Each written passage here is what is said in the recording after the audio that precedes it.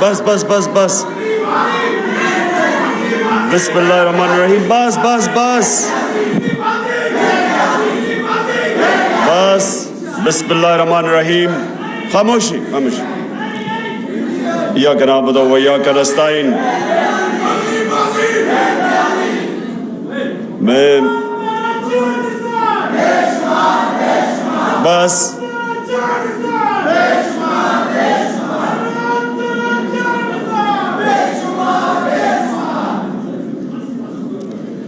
بسم اللہ الرحمن الرحیم. اچھا جی، میں سب سے پہلے میرے ہمسائے اعتزاز حسن نے ایک کامنٹ کیا، پہلے میں اپنی بات ادھر سے شروع کرتا ہوں. انہوں نے کہا کہ بہت زیادہ اپنی تقریروں میں اب دین کا استعمال کرتے ہیں.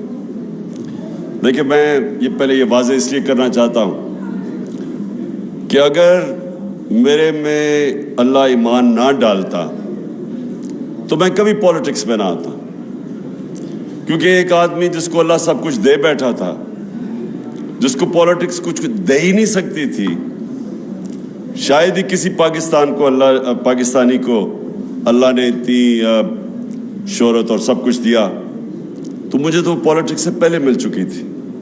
میں صرف پولیٹکس میں ایک وجہ سے آیا تھا کہ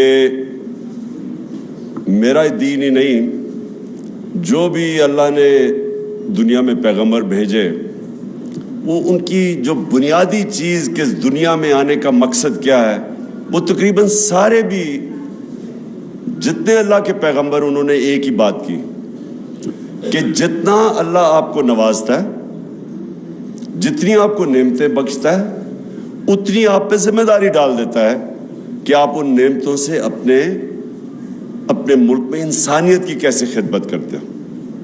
یہ سارے اللہ کے دینوں کی بنیادی میسج ہے. تو دو طرز ہے زندگی کے، ایک آپ اپنے لیے جیے اور آسان زندگی ہے وہ، اور میرے لیے بڑی آسان زندگی تھی، اور ایک دوسرا ہے کہ آپ ذمہ داری بحیثیت انسان اپنی ذمہ داری اٹھائیں اور کوشش کریں کہ اپنے معاشرے کے اندر لوگوں کی زندگی بہتر کریں. تو یہ دو مختلف، ایک مٹیریل لائف ہے اور دوسرا اسپرچل وے آف لائف ہے. تو میں آیا تھا پولیٹکس میں، اور میں نے جب آیا تو اس سے کافی دیر پہلے اسٹڈی کیا کہ وہ جو ہمارے نبی صلی اللہ علیہ وسلم کا دور تھا مدینہ میں، تو وہ کیا چیزیں تھیں جو انہوں نے، وہ کیوں اللہ ہمیں کہتا ہے کہ اس نبی کے راستے پہ چلو، ان کی سنت پہ چلو، ان کی شریعہ پہ چلو، کیوں کہتا ہے اللہ؟ تو وہ میں نے آنے سے پہلے ہی اس نتیجے پہ پہنچ چکا تھا کہ اللہ ہماری بہتری کے لیے کہتا ہے. سارا جو قرآن میں اللہ کا جو اللہ کی جتنے بھی احکامات ہیں وہ ہماری بہتری کے لیے ہیں، کیونکہ اللہ تو بے نیاز ہے، اس کو تو خود کفیل ہے، اس کو تو ہم کوئی فائدہ نہیں اور نقصان پہنچا سکتے. تو ساری چیزیں قرآن کے اندر انسان کی بہتری کے لیے. آپ اس راستے پہ چلیں گے جو آپ نماز میں کہتے ہیں کہ اللہ ان کے راستے پہ چلا جن کو نعمتیں بخشی، ان کے نہیں جو دوسرے راستے پہ چلے گئے، وہ ہماری بہتری کے لیے ہے. سو اس لیے جو وہ مدینہ کی ریاست کے 3 اصول تھے وہ لے کے چلا تھا آج سے میں 26 سال پہلے. خودداری، کبھی ایک مسلمان معاشرہ کسی کی غلامی نہیں کرتا. یہ سب سے پہلے لا الہ الا اللہ، یہ آپ کو خوددار بناتا ہے. دوسرا کہ انسانی معاشرے میں انسانیت ہوتی ہے، جانوروں کے معاشرے میں سروائیول آف دا فٹسٹ ہوتی ہے. انسان فرق یہ اس طرح ہے کہ وہ کمزور کی جتنی زیادہ انسانیت اتنی وہ مدد کرتا ہے کمزور کی. جانوروں کے معاشرے میں نہیں ہے. تو یہ سارے پیغمبروں نے بلکہ یہ انسانیت کی بات کرتے تھے. اور تیسری چیز ہے انصاف. یہ 3 فنڈامنٹل پرنسپلز ہیں جس پہ مدینہ کی ریاست کھڑی ہوئی تھی. اس میں اور بھی بہت چیزیں تھیں لیکن ان پرنسپلز کے اوپر باقی چیزیں بنی تھی. تو یہ آج سے 26 سال پہلے میں نے اپنی پارٹی کا منشور رکھا تھا اور تب میں پولیٹکس میں آیا تھا. اور کبھی بھی کوئی انسان اپنی زندگی کے 22 سال سٹرگل نہیں کرتا کسی چیز کے لیے اگر وہ کوئی ذاتی مفادات کے لیے ہو، جب جس کے پاس پہلے سب کچھ ہے. تو اس لیے میں کبھی کسی کے دین کے اوپر کامنٹ نہیں کرتا. کیا وہ ایتھیسٹ ہے، کیا وہ دینی ہے، جو ایگنوسٹک ہے، یہ انسان کے اوپر ہے. یہ اللہ نے ہمیں یہ نہیں کہا کہ صرف ان سے بات کرو جو کہ صرف ایمان والے ہیں. ہمارا تو اللہ کا ایک تحفہ ہے میرے نظر میں کہ جس کو ایمان دے دے وہ تو سب سے زیادہ. اگر اللہ، میں اپنے بچوں کے لیے ہمیشہ دعا کرتا ہوں کہ ان کو اللہ ایمان دے، کیونکہ وہ سب سے بڑا اللہ کی بلیسنگ ہے، اس کا تحفہ ہے. اب میں آتا ہوں جی آج کا جو موضوع ہے، یہ کنیکٹڈ ہے ایکچولی میری 26 سال پہلے جس کی وجہ سے میں پولیٹکس میں نام رکھا تھا انصاف کی تحریک.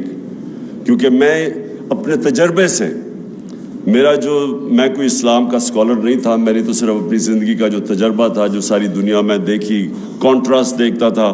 آدھا وقت انگلینڈ میں یونیورسٹی میں گزارتا تھا، یونیورسٹی کے بعد کرکٹ کی وجہ سے آدھا وقت میں پاکستان گزارتا تھا. تو یہ سارا وقت میں موازنہ کر سکتا تھا دونوں معاشروں کا، جو اور شاید لوگ میرے سے بہت عقل والے لوگ ہوں گے لیکن ان کو اس طرح کی اپرچونٹی نہیں تھی کہ جو میرے پاس تھی. تو میں اپنے تجربے کے اس کے اوپر پہنچا اس نتیجے پہ کہ اگر ایک معاشرے کے اندر انصاف نہیں ہے، وہ معاشرے میں خوشحالی نہیں آتی. ابن خلدون اپنی جو مسلمانوں کی بلکہ دنیا کا ایک اپنی ٹائم کا جس کو کہتے ہیں فادر آف ماڈرن ہسٹوگرافی، اس سے بڑا کوئی ذہن نہیں تھا.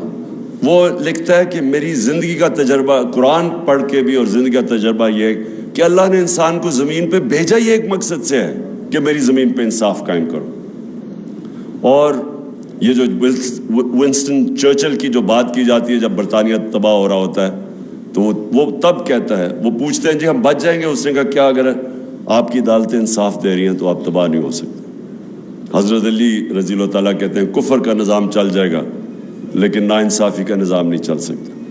تو یہ میں 26 سال پہلے اس تحریک انصاف کی تحریک کا نام رکھا تھا.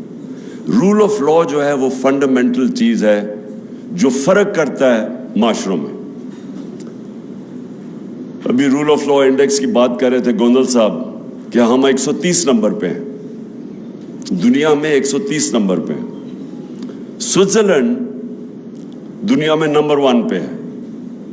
رول آف لا انڈیکس پہ سوئٹزرلینڈ نمبر 1 پہ ہے، ہم 130 پہ ہیں. سوئٹزرلینڈ کے کیونکہ میں نے سوئٹزرلینڈ دیکھا ہوا ہے، اس کی صرف کمال ایک ہے کہ ان کے زبردست پہاڑ ہیں. پہاڑوں کے اوپر لوگ جاتے ہیں، ٹورزم ہوتی ہے، سردیوں میں اسکیئنگ ہوتی ہے. اور ہمارا جو پہاڑ ہیں دگنے ہیں سوئٹزرلینڈ سے، ہمارا ناردرن ایریا سوئٹزرلینڈ سے دگنا ہے. جو خوبصورتی ہے وہ سوئٹزرلینڈ سے کئی گنا زیادہ ہے.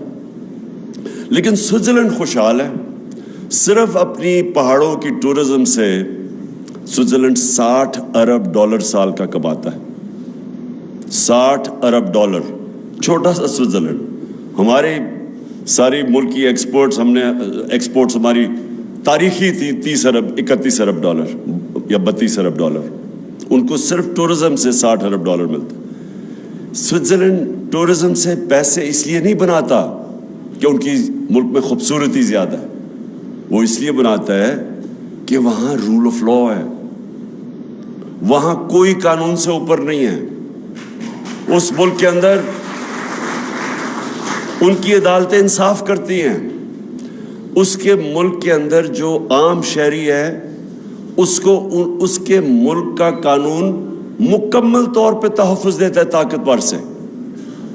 اور جب ایک کمزور انسان کو اس کے ملک کا انصاف کا نظام تحفظ دیتا ہے، وہ انسانوں کو آزاد کر دیتا ہے. تو سب سے امپورٹنٹ چیز آپ کی سمجھنی ہے کہ صرف آزاد انسان کی پرواز اوپر ہوتی ہے. بڑے کام صرف آزاد انسان کرتے ہیں.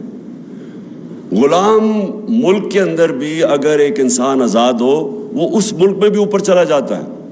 میں ہمیشہ دو انسانوں کی بات کرتا ہوں جو غلام ہندوستان میں بڑے ہوئے، قائد اعظم اور علامہ اقبال. آزاد ذہن تھے. فلسفہ دیکھیں علامہ اقبال کا. شاید میں نہیں سمجھتا، میں کوئی اتنا بڑا اسکالر نہیں ہوں، لیکن میں نہیں سمجھتا کہ پچھلے 500 سال میں کوئی مسلمان ذہن اس قابل تھا، اتنا بڑا ذہن تھا جو علامہ اقبال تھے.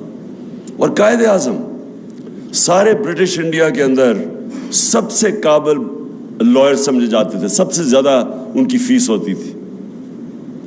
تو قائد اعظم کا دیکھ لیں کہ وہ ایک غلام ہندوستان میں ایک آزاد ذہن تھا، جو وہ آزادی کی بات کرتے تھے، جو ان کی رسپیکٹ تھی، خودداری تھی. میں اب ذرا ماڈرن کئی دفعہ کہتا ہوں کہ وہ جو شہباز شریف کا ایک میں ٹیپ چلاتا ہوں کہ ہم بھیک نہیں مانگنے ہیں لیکن ہم مجبور ہیں، ہم یہ ہیں وہ ہیں. قائد اعظم کو سنیں ذرا آپ، اس کی ساری آپ تقریریں سنیں، ان کے مخالف کے کامنٹ سنیں قائد اعظم کے اوپر. تو یہ بڑے کام صرف آزاد ذہن کرتے ہیں. جو انوویشنز اور انوینشنز ہیں وہ صرف آزاد ذہن کرتا ہے. غلام ذہن صرف اچھا غلام بنتا ہے.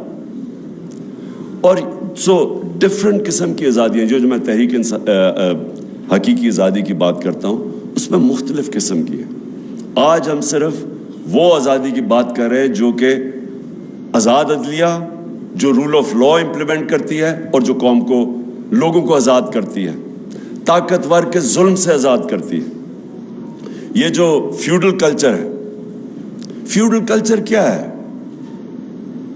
کیوں ایک وقت ہوتا تھا کہ اوپر سے انویڈر آتا تھا، جیسے افغانستان سے گزرتا تھا سیدھا وہ پہنچتا تھا دلی تک، کوئی راستے میں اس کو رکاوٹ نہیں ہوتی تھی، کیونکہ فیوڈل سسٹم کے اندر لوگ غلام ہیں. تو ان کو فرق ہی نہیں پڑتا تھا کہ کوئی باہر آئے، کیونکہ جو اوپر آئے یا جائے.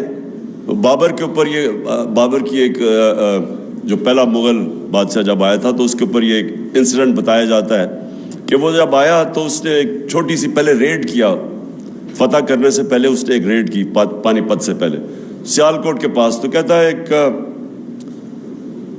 چھوٹی سی لڑائی ہوئی، یہ جیت گئے.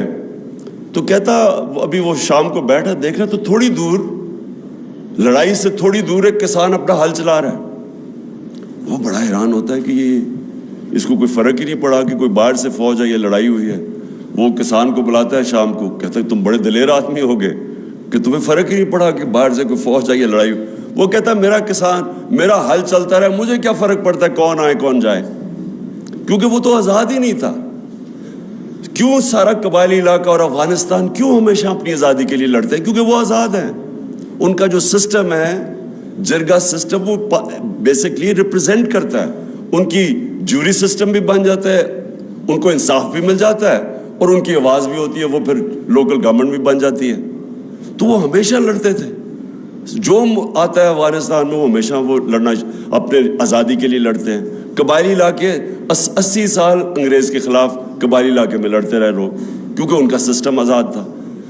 آزاد، جب ہم آزادی کی بات کرتے ہیں یہ یاد رکھیں کہ فیوڈل سسٹم جس کے اندر طاقتور کے لیے قانون، کمزور کے لیے دوسرا، اس کے اندر کبھی اس معاشرے کا پوٹینشیل اوپر نہیں آتا.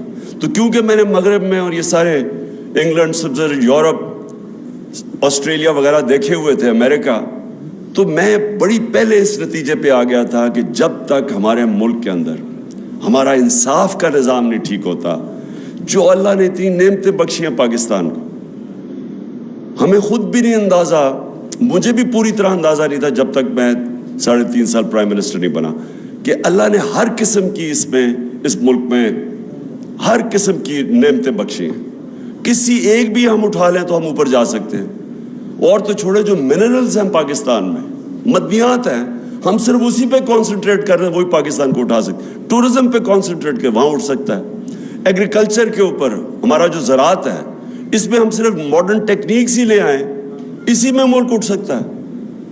انڈسٹری میں ہمارا انیشیٹو ہے، باہر پروفیشنلز بیٹھے ہوئے ہیں، ہمارا 1 کروڑ جن میں ٹاپ کلاس پروفیشنلز ہیں، انٹرپرینرز ہیں، پروفیسرز ہیں، ہر قسم کا ایکسپرٹ باہر بیٹھا ہوا ہے. لیکن ہمارے ملک میں رول آف لا نہیں ہے. ہمارا جو سب سے بڑا، یہ لوگ مجھے کہتے ہیں نا، یہ جو گورنمنٹ آئے گی جی ابھی وہ سعودی عربیہ نے پیسے دے دیے, اس نے UAE نے پیسے دے دیے, وہ اب سن لیجیے چائنا یہ کینسر کا علاج ڈسپرن سے ہو رہا ہے. قرضوں کی کینسر پھیلتی جا رہی ہے. جب تک کہ اس ملک میں انویسٹمنٹ نہیں آتی, ہم اس ملک میں ڈالرز نہیں آتے.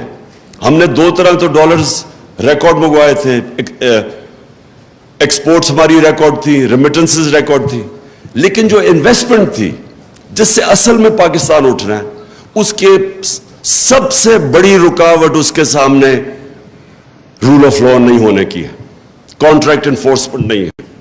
بڑے بڑے انویسٹر ڈرتے ہیں, جو میس لیول پہ جو آپ کے اوورسیز انویسٹرز ہیں, جو کہ چھوٹی چھوٹی انویسٹمنٹ کر سکتے ہیں, 1 کروڑ میں سے 20 لاکھ پاکستانی انویسٹمنٹ کر دیں, 1 کروڑ میں سے 20 لاکھ بھی انویسٹ کر دیں, پاکستان کو کوئی کسی سے پیسے لینے کی ضرورت نہیں, کوئی IMF کے پاس جانے کی ضرورت نہیں. تو پوچھے وہ انویسٹ کیوں نہیں کرتے؟ سب سے بڑا ان کا پرابلم یہ ہے کہ جہاں جیسے ہی وہ پھنستے ہیں عدالتوں میں, ان کو کوئی اعتماد نہیں ہے کہ ہمیں انصاف ملے گا, ہماری انویسٹمنٹ بچے گی. میں سارا وقت, کیونکہ میں اوورسیز پاکستانی سے پیسے اکٹھے کرتا تھا, شوکت خانم کے لیے, پھر تحریک انصاف کے لیے, تو مجھے ہمیشہ یہ کہا کرتے تھے کہ ہم جب پلاٹ بھی لیتے ہیں تو اس کے اوپر قبضہ ہو جاتا ہے. کون فیکٹری لگائے گا, کون بزنس شروع کرے گا؟ وہ دبئی میں جا کے بزنس کرنا شروع کر دیتے ہیں, یہاں بزنس نہیں کرتے. کیونکہ جب ایک پلاٹ کے اوپر, پلاٹ سے زیادہ سیف چیز کیا ہے, اس کے اوپر ان کو مصیبت پڑ جاتی ہے کہ اس کے اوپر قبضے ہو جاتے ہیں, عدالتوں کے وہ چکر لگاتے ہیں. کوئی طاقتور آ کے, قبضہ گروپ آ کے, اچھا قبضے گروپ بھی سمجھ گئے ہیں کہ اوورسیز پاکستانیوں کی کون سا پراپرٹی ہے, وہ بیچارے خرید کے واپس جاتے ہیں, پیچھے سے قبضہ ہو جاتا ہے.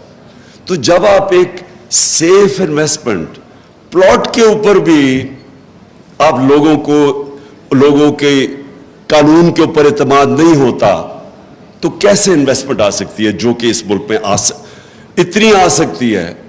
کیونکہ جو اوورسیز پاکستانیز کے پاس جس وقت جو ان کے پاس ڈالرز پڑے ہوئے ہیں, جتنا پاکستان کا قرضہ ہے اس سارے قرضے سے زیادہ ڈالرز باہر پڑے ہوئے ہیں اوورسیز پاکستانی کے.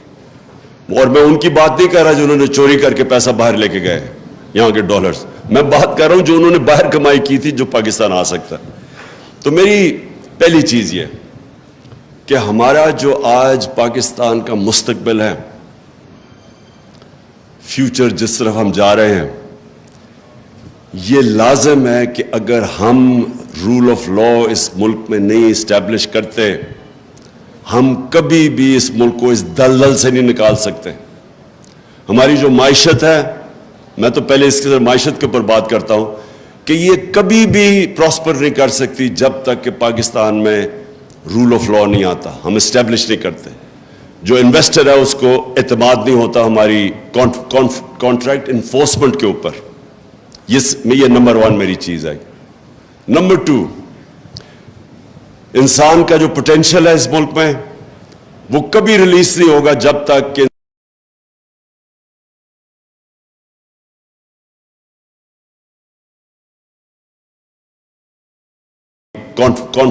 کانٹریکٹ انفورسمنٹ کے اوپر.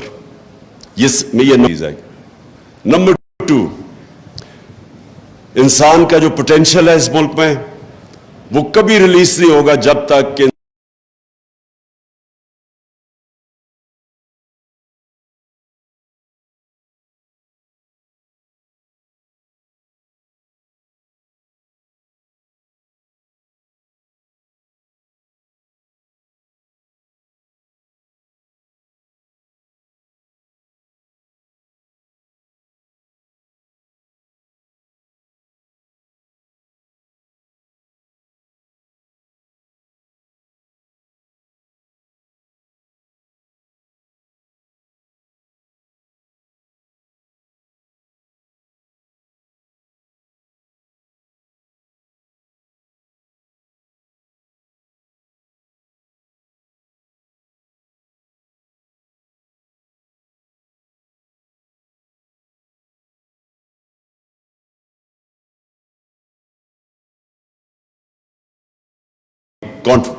کانٹریکٹ انفورسمنٹ کے اوپر. یہ چیز ہے. نمبر 2, انسان کا جو پوٹینشل ہے اس ملک میں وہ کبھی ریلیز نہیں ہوگا جب تک کہ انسان کو ہم پروٹیکشن نہ دیں، جب اس کے بنیادی حقوق کو ہم پروٹیکٹ نہ کریں۔ مجھے اس کی صرف ایک میسج آئی کہ کال آئی کہ جی میں نے کوئی ٹی وی کا انٹرویو دیا، اس میں تھوڑی سی کنٹروورسی ہے۔ میں نے کہا کیا کہا؟ جی میں نے کہا تھا کہ کوئی ان لافل کمانڈ نہ سنو، بس یہ میری آخری بات ہوئی ہے اس سے۔ میں نے کہا اچھا ان لافل وہ تو سب کہتے رہتے ہیں۔ بعد میں پتا چلا اس نے وہ جو ایڈ کر دیا جی گورنمنٹ آفیسز، اس کے بعد میں پتا چلا کہ اصل میں تو یہ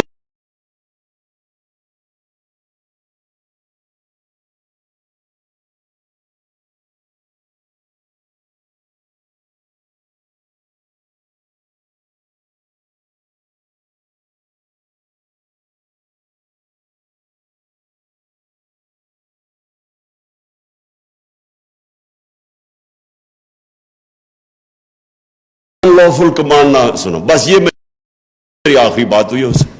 میں نے کہا اچھا کہتے رہتے ہیں۔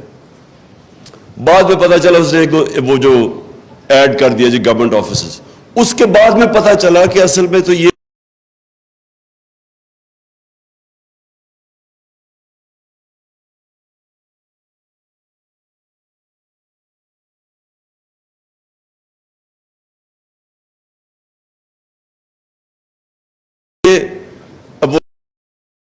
اصغر خان کا کیس تھا، اس کے اندر عدالت ہی وہی باتیں کر رہی ہے۔ نہیں تھی کہ ان کا کوئی احتساب ہوگا، کوئی قانون ان کو انصاف کے کٹہرے میں کھڑا کیا جائے گا، کوئی فکر نہیں تھی ان کو۔ ظلم کرتے ہیں، پولیس سے پوچھتے ہیں، بعد میں پولیس کہتے جی ہم نے تو نہیں کچھ کیا۔ تو پھر کس نے کیا؟ کون تھا اس کے پیچھے؟ جو بھی پیچھے تھا وہ اپنے آپ کو قانون سے اوپر سمجھتا ہے۔ وہ سمجھتا تھا کہ پاکستان کا قانون میرے اوپر نہیں لاگو ہوتا، اور یہ ہے المیہ ہمارا۔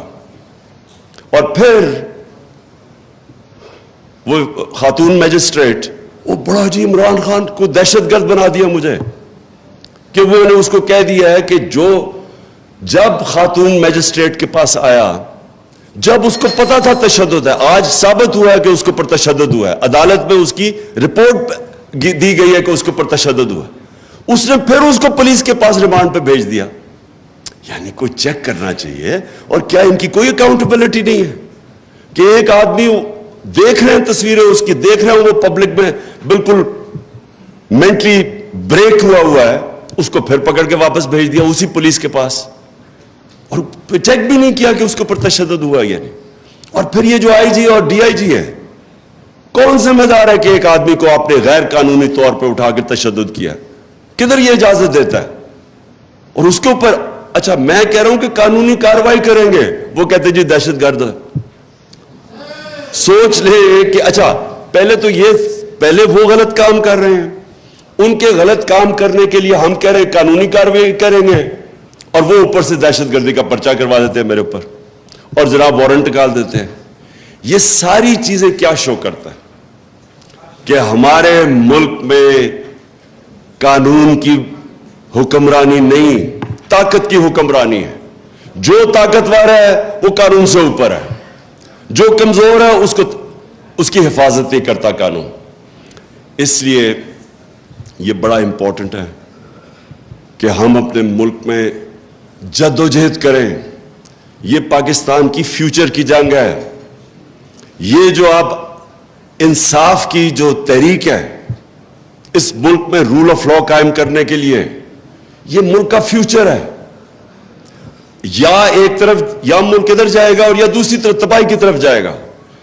اگر اسی طرح اس ملک کے اندر قانون کی حکمرانی نہ ہوئی، میں آپ کو کہتا ہوں کہ کوئی طریقہ ہی نہیں ہے کہ ہم یہ معاشی تباہی سے بچ سکتے ہیں۔ کوئی کسی کے پاس آنسر نہیں ہے۔ وہ بڑا سنا تھا جی، بہت بڑا جینیس تھا شہباز شریف، لوگوں نے ریلائز نہیں کیا کہ اشتہاروں کے اندر ہی وہ جینیس تھا، ساری ترقی اشتہاروں میں تھی۔ جب سے وہ آیا مجھے کوئی یہ بتا دے کہ ان کے پاس کون سا روڈ میپ ہے۔ یہ جو ہم قرضے لیتے جا رہے ہیں، گروتھ ریٹ کم ہوتی جا رہی ہے، انڈسٹری سکڑتی جا رہی ہے، کسانوں کے پاس اتنی زیادہ مہنگائی کر دی ہے، بجلی کی دگنی قیمت کر دی ہے بجلی کی، کسانوں کے پاس ٹیوب ویل چلانے کے پیسے بل آ رہے ہیں، عام بیچارہ مڈل کلاس سفید پوش، برے حالات ہیں لوگوں کے۔ تو इकोनॉमी सुकड़ रही है, कर्जे बढ़ते जा रहे हैं, तो हमारे पास किधर से वेल्थ क्रिएशन होगी कि हम ये कर्जे वापस करें? किधर से दौलत में इजाफा होगा? कि अगर आपकी इंडस्ट्री भी बंद हो रही है, बेरोजगारी भी बढ़ रही है, एक्सपोर्ट्स गिर रही हैं, बाहर से जो दौलत रेमिटेंसेस आनी थी उनकी वो ड्रॉप हो गई हैं, तो किधर से पाकिस्तान के पास पैसा आएगा? ये कर्जे ये जो ले रहे हैं और कर्जे, कोई हमारे पास रास्ता नहीं कि अगर हमने इस मुल्क को माशी तौर पे ठीक करना है तो ये एक बड़ी, ये सारी ओवरऑल पिक्चर के अंदर, जिसके अंदर कानून की हुक्मरानी आनी पड़ेगी, जिसकी वजह से इन्वेस्टर आएगा पाकिस्तान में, और फिर नई डेमोक्रेसी आ सकती है। डेमोक्रेसी और रूल ऑफ लॉ साथ साथ चलते हैं। आप अगर इलेक्शन करवा दें एक मुल्क के अंदर जिधर रूल ऑफ लॉ नहीं है, जमहूरियत आ ही नहीं सकती। जो ताकतवर है, जो जिसके पास पैसा है, जिसके पास 2 नंबर पैसा, वो ऊपर आ जाएगा। कैसे मुकाबला करेगा एक आदमी, पढ़े लिखे लोग कैसे मुकाबला करेंगे उसका जिसके पास मसल भी है, उसके पास जो सिंध के अंदर, आज मुझे बताएं सिंध के अंदर कौन सी जमहूरियत है? जो उनके ये पीपल्स पार्टी के खिलाफ खड़ा होता है, 15% लोकल गवर्नमेंट में लोग खड़े ही नहीं हुए क्योंकि उनके ऊपर केसेस करके, FIR करके उनको अनअपोज जिता दिया 15% को। बाकियों के पास जो इलेक्शन लड़ने जाता है वहां उसके ऊपर FIR काट जाती है। मेरे ऊपर 16 FIR काट दी है, वो तो छोड़े, अब दहशतगर्दी का केस कर दिया। तो बेचारे आम लोगों का क्या होता होगा? मुझे ये बताए कि मेरे पास तो फिर भी मैं एक, चले वो अल्लाह ने करना था कि कल कौम सारी सड़कों पे आ गई रात को 2 बजे 3 बजे, नहीं तो मैं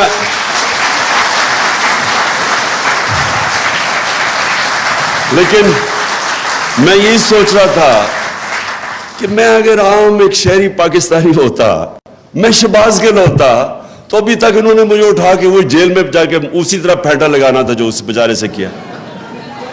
और किसने नहीं, एक ओहो, एक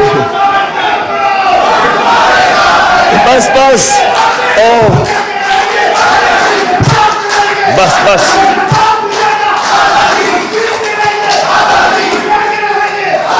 बस एक मिनट बस, बस करो, सुन लो। मैं सिर्फ आपको एक, ये मेरा मकसद आपको समझाने का है कि एक आम आदमी पाकिस्तान में जिस दिन हमारा कानून उसको तहफ़्फ़ुज़ देगा, कि पहले तो डरेंगे लोग इस तरह का पर्चा करने के लिए, जो ऐसा पर्चा करेगा दहशतगर्दी का, उसके ऊपर सवालत पहले अदालत पूछेगी कि तुम्हारी जुर्रत कैसे पड़ी, क्यों नहीं इस तरह होता। मैं बरतानिया में कितने 20-30 साल देखा, क्यों किसी के ऊपर इस तरह नहीं होता? क्योंकि वहां की अदालतें तकड़ी है, वो ताकतवर के बोझ लेती हैं, खड़ी हो जाती है इंसाफ के लिए।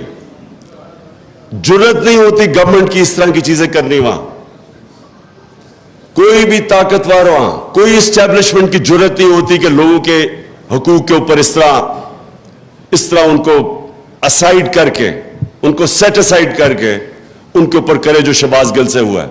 और कितने शहबाज गिल हैं पाकिस्तान में जिनकी ताकत नहीं, उनसे आप ये करें, और जो थोड़ा सा ताकतवर फजल रहमान टाइप कहे कि मैं 10,000 लोग ही लाऊंगा, उसको आप हाथ ही ना लगाएं, वो जो मर्जी कहते। मेरा पॉइंट ये है कि जमहूरियत तब आती है जब एक लेवल प्लेइंग फील्ड होती है। Level playing field, rule of law आता है उस मुल्क की अदालतों से। जब अदालतें इन्फोर्स करती है रूल ऑफ लॉ, वो इलेक्शंस में हकीकी जमहूरियत आती है। अगर आपका रूल ऑफ लॉ नहीं है, आप इलेक्शंस करवाएंगे, तो इस तरह के क्रिमिनल्स असेंबली में आते हैं। मेरे दोस्त एतजाज, मेरे हमसाया एतजाज हसन ने एक और बात की कि मुझे मुफाहमत करनी चाहिए। आसिफ ज़रदारी का उन्होंने नाम लिया। मैं अब इसका जवाब सिर्फ इस तरह देना चाहता हूं कि देखिए, आप सीरत नबी पढ़ें, हमारे नबी सल्लल्लाहु अलैहि वसल्लम की ज़िंदगी पढ़ें, کوئی دنیا کی تاریخ میں ان سے عظیم انسان نہیں آیا نہ آ سکتا. لیکن ان سے یہ بھی یاد رکھیں ان سے زیادہ رحم دل انسان کوئی نہیں تھا. رحمت للعالمین تھے, سارے انسانوں کے لیے, مسلمانوں کے لیے نہیں, انسانوں کے لیے رحمت بن کے آئے تھے.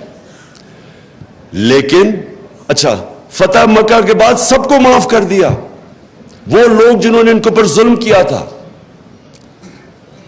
لیکن جب ان کو کوئی کہا کہ جناب قریش کی ایک لڑکی نے چوری کی ہے تو اس کو آپ ذرا نظر ثانی کریں, تو انہوں نے تب کہا دو چیزیں کہیں. میں یہ چاہتا ہوں کہ یہ جب مجھے بار بار کہتے ہیں جی ان سے آپ میں تکبر بڑا ہے, آپ ان سے مفاہمت کر لیں, آپ انڈرسٹینڈنگ کر لیں.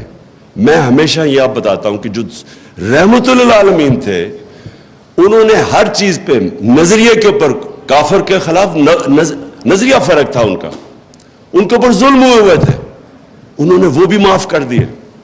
لیکن جب ان کو کہا کہ کرپشن یا چوری کے اوپر قریش کی لڑکی کو معاف کرو تو انہوں نے کہا کہ بڑی قومیں تمہارے سے پہلے تباہ ہوئی, جب بڑا چوری کرتا تھا اس کو چھوڑ دیتے تھے, چھوٹے چور کو پکڑتے تھے.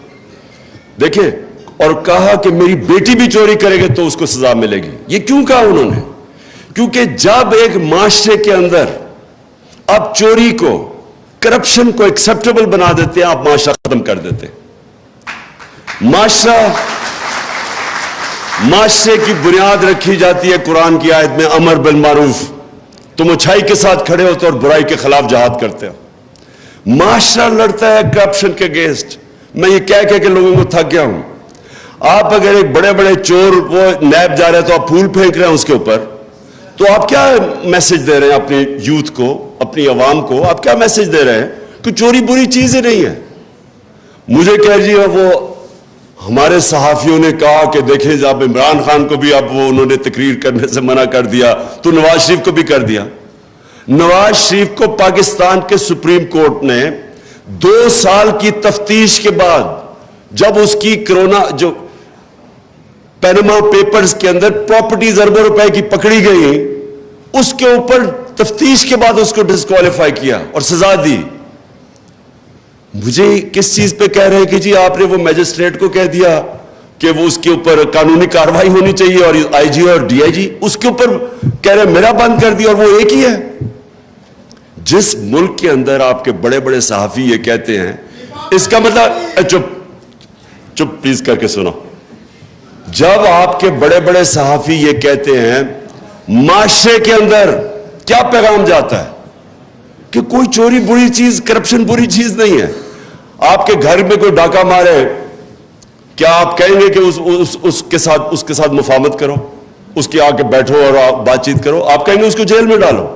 تو کرپشن تو ملک کے اوپر ڈاکہ مارا جاتا ہے, تو آپ اس کو کہہ رہے ہیں کہ نہیں جی ان سے بیٹھ کے کرو. تو میں صرف اس چیز کے اوپر, کیونکہ میں زیادہ تر تو اپنے ہمسایہ اعتزاز حسن سے سب چیز سے اگری کرتا ہوں, لیکن ادھر میرے دین کے اوپر تو خیر ہمارا مختلف ویوز ہیں, لیکن اس کے اوپر کہ آپ ہر کسی سے کمپرومائز, پالیٹکس ہوتی ہے آرٹ آف کمپرومائز, لیکن جس وقت آپ کرپشن سے کمپرومائز کرتے ہیں, جنرل مشرف نے یہ جو بالکل سلمان راجہ ٹھیک کہہ رہا ہے, وہ جو این آر او دیا تھا, کبھی کسی نے ایسٹیمیٹ کیا ہے کہ اس کا اس ملک کو کتنا بڑا نقصان ہوا, کہ کس طرح کرپشن کے دروازے کھلے, کتنا ملک پیچھے گیا.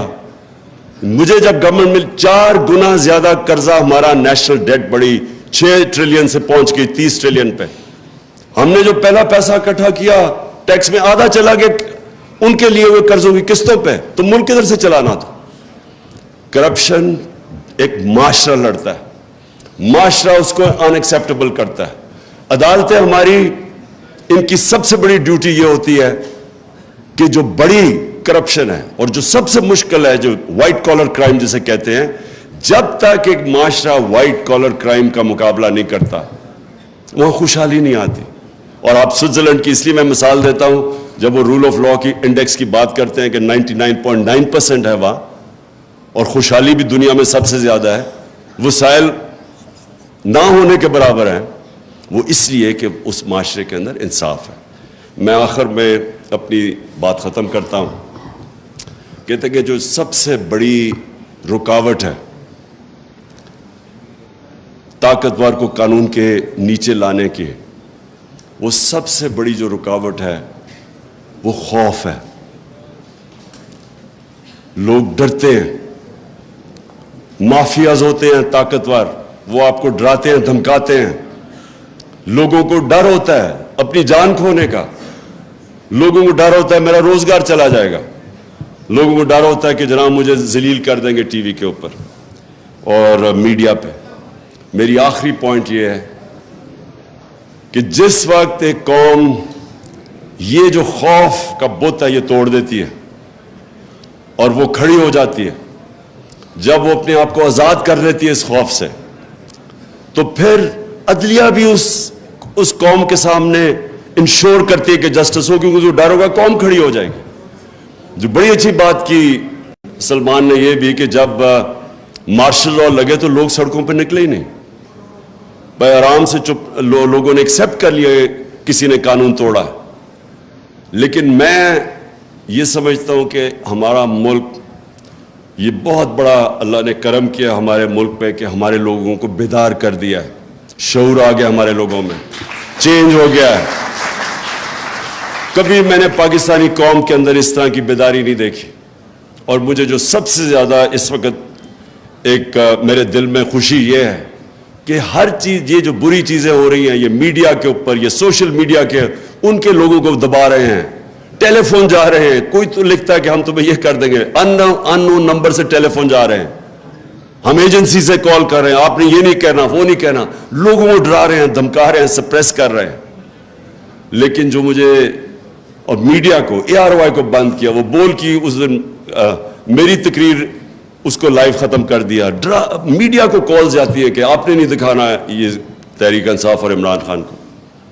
لیکن اس ساری چیزوں میں جو سب سے خوشائن چیز ہے ہمارے ملک میں کہ ہمارے لوگ وہ ادھر پہنچ گئے ہیں کہ میں اب پورا میرا ایمان ہے کہ یہ جو شعور کا، میں یہ ورڈ یوز کرتا ہوں شعور کا، اور یہ جو بیداری کا جو جن ہے جو بوتل سے نکل چکا ہے، جو مرضی اب کوئی کر لے، یہ اب بوتل میں واپس جانے نہیں لگا.